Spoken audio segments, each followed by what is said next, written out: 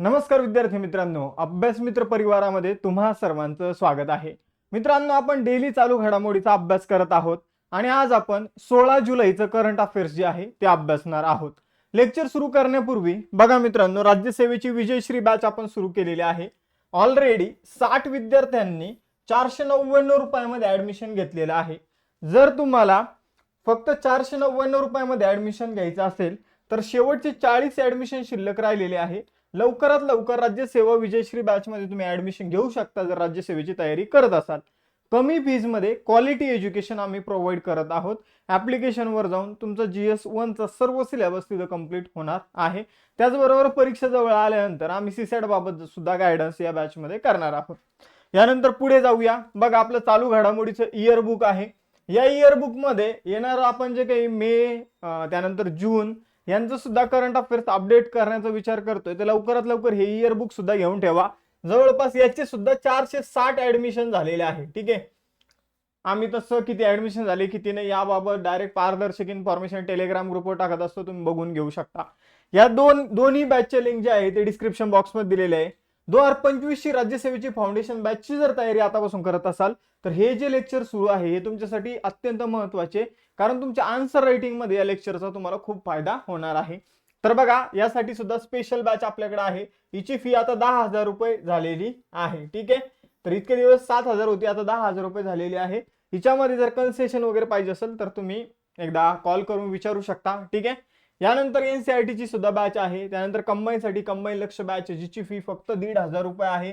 बघा मित्रांनो, हिची फी आता वाढणार आहे. काल फाउंडेशन बॅचची फी वाढली, आज लक्ष बॅचची फी जी आहे ती वाढणार आहे, कारण हिचे 100+ ऍडमिशन जे आहे ते कंप्लीट झालेले आहे. त्यानंतर आपलं टेलिग्राम चॅनल आहे, इन्स्टाचं पेज आहे, त्याचबरोबर अभ्यास मित्रचं ऍप आहे. सगळ्यांचे लिंक डिस्क्रिप्शन बॉक्स मध्ये, त्यावरून तुम्ही जॉईन करू शकता. आज आपण 16 जुलैचं करंट अफेअर्स अभ्यासणार आहोत, ज्यामध्ये 15 क्वेश्चन आणि त्यांचं एक्सप्लेनेशन जे आहे ते आपण बघणार आहोत. आजचा जो पहिला क्वेश्चन आहे तो आहे, जगातील सर्वात मोठं रामायण मंदिराचा बांधकामाचा जो दुसरा टप्पा आहे तो कुठे सुरू झालेला आहे. आता जगातील सगळ्यात मोठं रामायण मंदिर, राम मंदिर नव्हे, ठीक आहे, राम मंदिर अयोध्येत बांधलं जात आहे. रामायण मंदिर कुठे बांधलं जात आहे तर रामायण मंदिर बांधलं जात आहे बिहारमध्ये. कुठे? बिहारमध्ये रामायण मंदिर बांधलं जात आहे. राम मंदिरापेक्षा 3 पट मोठं मंदिर आहे आणि याच मंदिरामध्ये जगातील सगळ्यात मोठं शिवलिंग सुद्धा असणार आहे. जगातील सगळ्यात मोठं शिवलिंग सुद्धा आपल्याला याच मंदिरामध्ये बघायला मिळेल. तर ह्या काही बाबी ज्या आहे ते या मंदिराविषयी महत्वाच्या आहे, ह्या तुम्हाला लक्षात ठेवायच्या आहे. 2023 मध्ये याचं काम सुरू करण्यात आलं होतं आणि 2025 मध्ये याचं काम कंप्लीट होणार आहे. तर त्यामुळे 2023 ते 2025 या दरम्यानचे जे एक्झाम आहे त्यासाठी हे मंदिरावर आपल्याला करंट अफेअर्स मध्ये क्वेश्चन येऊ शकतो. त्यामुळे हे मंदिर महत्वाचं आहे. 3.76 लाख चौरस फूट एवढे एरियामध्ये हे मंदिर बनत आहे. 3 मजली बांधकाम आहे. ठीक आहे, 2025 मध्ये ते कंप्लीट होणार आहे. राम मंदिरापेक्षा 3 मोठं हे मंदिर आहे आणि याचा दुसरा टप्पा जो आहे तो बांधणं सुरू झालेला आहे. 500 कोटी रुपयांचा खर्च जो आहे तो या मंदिर बांधण्यासाठी येणार आहे. यानंतर पुढे जाऊया, बिहार राज्याविषयी जाणून घेऊया. बिहारची स्थापना 22 मार्च 1912 साली करण्यात आली होती. पटना ही राजधानी आहे. नितीश कुमार हे मुख्यमंत्री आहे आणि राज्यपाल आहे राजेंद्र विश्वनाथ आर्लेकर. तर हे आपल्याला लक्षात ठेवायचंय. यानंतर पुढे जाऊया. बघा, मोस्ट इम्पॉर्टंट क्वेश्चनच्या कॅटेगरीमध्ये आपण याला टाकूया. ठीक आहे, जसं तसा आपल्याला परीक्षेमध्ये येऊ शकतो. विम्बल्डन ओपन स्पर्धा जी 2024 मध्ये झाली त्यामध्ये महिला एकेरीचं विजेतेपद कोणी मिळवलं? तर विम्बल्डन स्पर्धा जी आहे, जी अलीकडे झालेली आहे, तर तिचं विजेतेपद मिळवलं मित्रांनो बार्बरा. आता यांचं ऍक्च्युली जे नाव आहे ते थोडंसं इथं चुकलेलं आहे. ठीक आहे, तर बार्बरा क्रेजिसिकोवा असं यांचं नाव आहे. बार्बरा क्रेजिसिकोवा हे नाव लक्षात ठेवा. बार्बरा क्रेजिसिकोवा या चेक प्रजासत्ताक मराठीमध्ये आपण त्याला म्हणू शकतो. तर चेक रिपब्लिक या देशाशी संबंधित आहे. या देशाचे ते खेळाडू आहे आणि यांनी विम्बल्डन ओपन 2024 या स्पर्धेचं विजेतेपद जे आहे ते जिंकलेलं आहे. यांनी कोणाला हरवलेलं आहे तर यांनी इटलीच्या जॅस्मिन पाओलिनीला यांनी हरवलेला आहे. हा मुद्दा लक्षात ठेवा. आता विम्बल्डन ही एक टेनिसची स्पर्धा आहे आणि ती जगातील सगळ्यात जुनी स्पर्धा आहे. यावर आपल्याला मागे एक क्वेश्चन आला होता की ही स्पर्धा कशावर खेळवली जाते. म्हणजे टेनिसच्या स्पर्धा, काही ज्या स्पर्धा आहेत त्या मॅटवर खेळवल्या जातात, काही मातीवर खेळवल्या जातात, लाल माती. ही जी स्पर्धा आहे मित्रांनो ही ग्रासवर खेळवली जाते. ग्रास म्हणजे गवतावर. ठीक आहे, तर हा मुद्दा लक्षात ठेवायचा आहे. जगातील सगळ्यात जुनी स्पर्धा आहे. कुठे आयोजित करण्यात येते? तर लंडन मध्ये आयोजित करण्यात येते, इंग्लंड मध्ये आयोजित करण्यात येते. कोणती स्पर्धा लाल मातीवर खेळवली जाते? तर फ्रेंच ओपन. आणि कोणती स्पर्धा मॅटवर खेळवली जाते? ऑस्ट्रेलियन ओपन आणि अमेरिकन ओपन. आता या स्पर्धा आपल्याला लक्षात ठेवायच्या आहे. ठीक आहे, तर आपल्याला 4 स्पर्धा महत्वाच्या आहे. मॅटवर 2, ऑस्ट्रेलियन ओपन आणि युएस ओपन, मातीवर फ्रेंच ओपन आणि ग्रासवर विम्बल्डन. विम्बल्डन कुठली आहे? तर इंग्लंड मधील स्पर्धा आहे. जगातील सगळ्यात टेनिसची जुनी स्पर्धा आहे. हा मुद्दा लक्षात ठेवा. 1877 पासून ही खेळवली जाते ही स्पर्धा. ठीक आहे, आणि कोणत्या कोर्टवर खेळवली जाते? ग्रास कोर्ट किंवा गवतावर खेळवली जाते, हे लक्षात ठेवा. यानंतर अगेन एक मोस्ट इम्पॉर्टंट क्वेश्चन, पूर्व भारतातील पहिलं अपंग विद्यापीठ कुठे सुरू केलं जाणार आहे? तर पूर्व भारतातील पहिलं अपंग विद्यापीठ जे आहे ते रांची, झारखंड या ठिकाणी सुरू केलं जाणार आहे. पर्याय क्रमांक 4 आपलं उत्तर असणार आहे. तर बघा मित्रांनो, पूर्व विभाग जो आहे भारताचे, आपण जर बघितलं तर जे काही विभाग आहे, पूर्व विभाग, उत्तर विभाग, दक्षिण विभाग, पश्चिम विभाग, त्यानंतर ईशान्य पूर्व. ठीक आहे, तर असे वेगवेगळे विभाग आहे. यामध्ये पूर्व विभागात भारताचं दिव्यांग खेळाडूंसाठी पहिलं जे काही विकलांग खेळाडूंसाठी विद्यापीठ जे आहे ते स्थापित केलं जात आहे. मग त्यांना तिथं त्यांच्या दृष्टीने जे काही शिक्षण म्हणा किंवा जी काही मदत म्हणा ती केली जाणार आहे. ठीक आहे, प्रशिक्षित केलं जाणार त्यांना. तर झारखंडची राजधानी आहे रांची. झारखंडची स्थापना जी आहे ती 15 नोव्हेंबर 2000 साली करण्यात आली होती. कोणत्या राज्यातून झारखंड वेगळं झालेले असा जर प्रश्न आला तर बिहार मधून झारखंडची जी आहे ती निर्मिती करण्यात आली होती. झारखंडचे मुख्यमंत्री आहे हेमंत सोरेन आणि झारखंडचे राज्यपाल आहे CP राधाकृष्णन. यानंतर नीती आयोगाने जारी केलेल्या SDG इंडिया इंडेक्स 2023-24 मध्ये कोणतं राज्य अव्वल आहे? तर बघा, नीती आयोग काय करतो? तर सस्टेनेबल डेव्हलपमेंट गोल, SDG म्हणजे काय? तर सस्टेनेबल डेव्हलपमेंट गोल्स विषयी निर्देशांक एक अहवाल जो आहे तो जाहीर करत असतो. मोस्ट इम्पॉर्टंट, याला आपण व्हेरी इम्पॉर्टंट या कॅटेगरीमध्ये टाकूया, व्हेरी IMP. ठीक आहे, का व्हेरी IMP? तर सस्टेनेबल डेव्हलपमेंट गोल्सवर आपल्याला रेग्युलर क्वेश्चन विचारले जातात. सस्टेनेबल डेव्हलपमेंट गोलचा स्वीकार आपण कधी केला होता? तर 2015 साली आपण याचा स्वीकार केला होता. बघा, सस्टेनेबल डेव्हलपमेंट गोल्स किती आहे? 17 गोल्स आहे. ते आपल्याला कधीपर्यंत कंप्लीट करायचे? तर 2030 पर्यंत कंप्लीट करायचे. कोणत्या देशांना लागू आहे? तर सर्व देशांना लागू आहे. ठीक आहे, मग यामध्ये शिक्षणाविषयी काही गोल्स दिले, गरिबी विषयी, भुकेची समस्येविषयी, त्याचबरोबर जागतिक विकासासाठी एकत्र येण्याविषयी, चांगल्या वातावरणाविषयी, चांगल्या इन्स्टिट्यूशनल विषयी 17 गोल्स दिलेले. ते गोल्स नक्की करा, तुम्हाला 100% यावर क्वेश्चन असतो, कोणतीही एक्झाम असू द्या. आणि त्यावर कोणतं राज्य सस्टेनेबल डेव्हलपमेंट गोलच्या दृष्टीने चांगलं काम करत आहे की नाही याबाबत नीती आयोगाने एक निर्देशांक सुरू केलेला आहे. आणि त्या निर्देशांकामध्ये पहिल्या स्थानावर आहे उत्तराखंड आणि केरळ. यांना सेम गुण मिळाले. सेम गुण किती आहे? तर 79. तर 79 एवढे सेम गुण मिळाले. मग दुसऱ्या क्रमांकावर आहे 78 गुणांसह तमिळनाडू, तिसऱ्या क्रमांकावर आहे गोवा. तर हे आपल्याला लक्षात ठेवायचं आहे. आणि सगळ्यात शेवटी कोण आहे? तर बिहार आहे 57व्या क्रमांकावर. जे महत्वाचे मुद्दे मित्रांनो, मी जे महत्वाचं सांगतोय ते लक्षात ठेवा. माझा जवळपास 5 ते 6 वर्षाचा एक्सपिरियन्स आहे आणि जसं बोललं तसं क्वेश्चन जे आहे ते परीक्षेमध्ये आले होते. मागच्या वेळेस राज्यसेवेचा पेपर झाला, 15 पैकी 12 क्वेश्चन जे आहे ते आपण शिकवल्यामधून होते. त्यामुळे प्रत्येक जिथे इम्पॉर्टंट म्हणलं ती गोष्ट लक्षातच ठेवायची. जुलै 2024 मध्ये मध्य प्रदेश उच्च न्यायालयाचे नवीन मुख्य न्यायाधीश कोण बनले?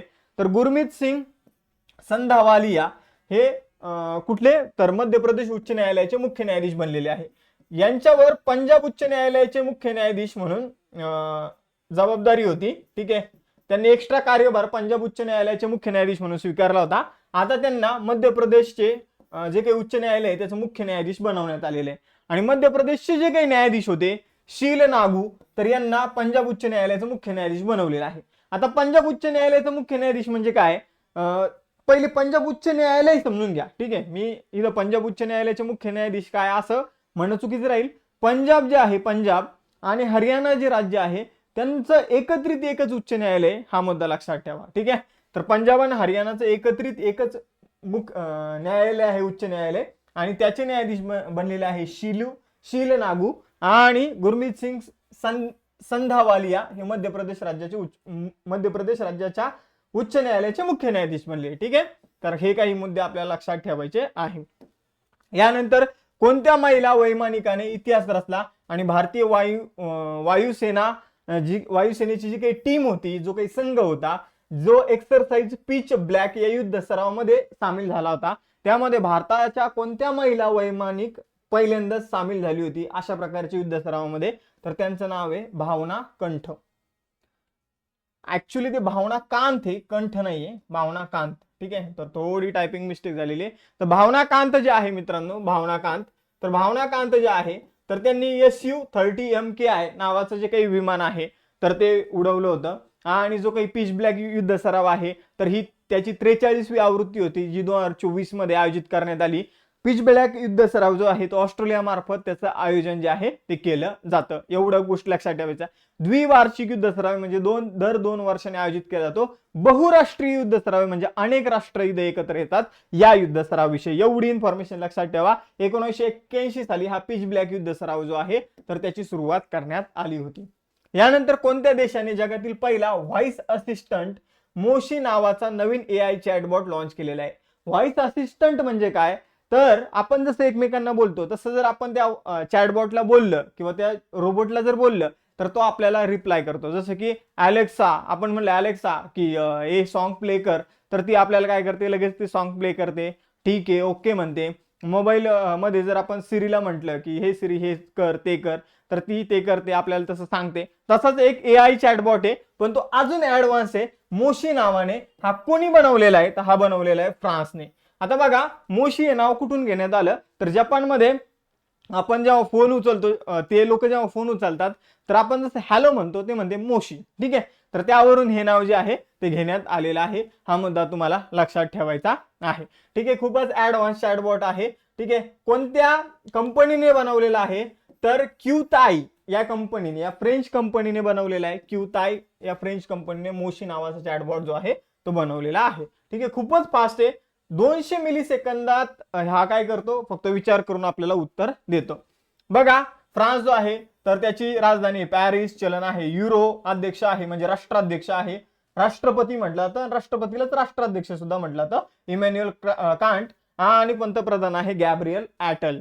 आता बघा मित्रांनो, फ्रान्स विषयी काही महत्वाचे पॉइंट सांगतो जे अलीकडे परीक्षेमध्ये विचारले जाऊ शकतात. जसं की फ्रान्सचा एक पुरस्कार आहे, सर्वोच्च पुरस्कार, शेवेलियर डे ला लिजन दी ऑनर, यालाच म्हटलं तर Knight of the Legion d' Honneur. हा जो पुरस्कार आहे हा अलीकडे कुणाला देण्यात आलेला आहे 2024 मध्ये? तर रोशनी नादर मल्होत्रा, हे नाव लक्षात ठेवा, आणि शशी थरूर या दोघांना फ्रान्सने त्यांचा सर्वोच्च सन्मान Chevalier de la Legion d' Honneur किंवा Knight of the Legion d' Honneur या पुरस्कारानं सन्मानित केलं. त्यानंतर TCS जी कंपनी आहे तिने कोणत्या देशामध्ये global AI centre of excellence स्थापित केलेला आहे? तर तो देश आहे फ्रान्स. त्यानंतर हेनले पासपोर्ट इंडेक्स जो आहे, तर या हेनले पासपोर्ट इंडेक्स निर्देशांकानुसार जगातील सगळ्यात स्ट्रॉंग पासपोर्ट कुणाचा आहे? तर तो फ्रान्सचा आहे. भारत या यादीमध्ये 85व्या क्रमांकावर येतो. आणि कोणता युरोपियन देशाने भारताला डिजिटल व्हिसा जो आहे तर त्याची ऑफर दिलेली? तर पहिला युरोपियन देश असा आहे डिजिटल व्हिसा आपल्याला देणारा फ्रान्स. ठीक आहे, तर हे महत्वाचे मुद्दे आपल्याला लक्षात ठेवायचे. त्यानंतर जागतिक युवा कौशल्य दिन जो आहे तो कधी साजरा केला जातो? तर जागतिक युवा कौशल्य दिन जो आहे तो 15 जुलै रोजी सेलिब्रेट करण्यात येतो. तर हे तुम्हाला लक्षात ठेवायचे. आता जागतिक युवा कौशल्य दिन युवकांमधलं स्किल डेव्हलप करण्यासाठी, युवकांचं कौशल्य वाढवण्यासाठी, जेणेकरून ते जर स्किल लेबर जर असतील किंवा त्यांच्यामध्ये विशिष्ट स्किल असेल तर त्यांना इझिली रोजगार मिळेल, ते उद्योग स्थापन करतील. ठीक आहे, तर यासाठी 15 जुलै रोजी काय केलं जातं? तर युवा कौशल्य दिन जो आहे तो सेलिब्रेट केला जातो. या वर्षीची थीम होती शांतता आणि विकासासाठी युवा कौशल्य. ठीक आहे, तर पीस अँड डेव्हलपमेंट साठी काय? तर स्किल डेव्हलपमेंट किंवा युथ स्किल डेव्हलपमेंट, तर अशी याची थीम होती. ठीक आहे, तर हे काही गोष्टी आपल्याला लक्षात ठेवायच्या आहे. हा युवा कौशल्य दिन 2015 साली सुरू करण्यात आला होता. जागतिक युवा कौशल्य दिन हे लक्षात ठेवायचे, 15 जुलैला सेलिब्रेट करण्यात येतो. त्यानंतर मोस्ट इम्पॉर्टंट क्वेश्चन अगेन, 2023-24 या वर्षासाठी वित्तीय समावेशन निर्देशांक. वित्तीय समावेशन म्हणजे काय? तर वित्तीय समावेशन म्हणजे ज्या लोकांना बँकिंगच्या सुविधा मिळाल्या नाही अशा लोकांना बँकिंगच्या सुविधा उपलब्ध करून देण्यासाठी जो काही कार्यक्रम राबवला जातो किंवा जे काही धोरण राबवलं जातं त्याला म्हटलं तर वित्तीय समावेशन. वित्तीय समावेशनासाठी आपण 2014 मध्ये कोणती योजना सुरू केली? कमेंट बॉक्समध्ये उत्तर द्या. 2 वेळा राज्यसेवेमध्ये, 2 वेळा कंबाईन मध्ये आणि अनेक वेळा सरळ सेवा एक्झाम मध्ये क्वेश्चन येऊन गेलेला आहे. कमेंट बॉक्समध्ये उत्तर द्या. 2014 मध्ये नचिकेत मूर समितीच्या शिफारशीनुसार वित्तीय समावेशनासाठी आपण कोणती योजना सुरू केली होती? तर बघा मित्रांनो, हा वित्तीय समावेशन निर्देशांक जे आहे तर तो जाहीर कुणी केलेला आहे किंवा कुणी 2023 या वर्षासाठी सुरू केलेला आहे? ठीक आहे, तर तो आरबीआय ने सुरू केलेला आहे. तर हे आपल्या लक्षात ठेवायचं. सुरू नाही केला, जाहीर केला, त्याची आकडेवारी जाहीर केली.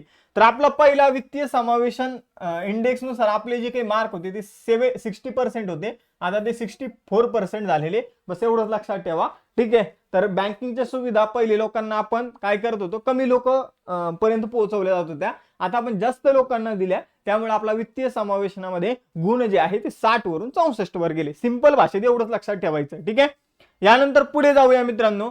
10वा क्वेश्चन, जुलै 2024 मध्ये कसोटी क्रिकेटमध्ये 200 बळी आणि 6000 धावा करणारा जगातील तिसरा खेळाडू कोण बनलेला आहे? डोळे झाकून याचं उत्तर असणार आहे बेन स्टोक्स, इंग्लंडचा आहे.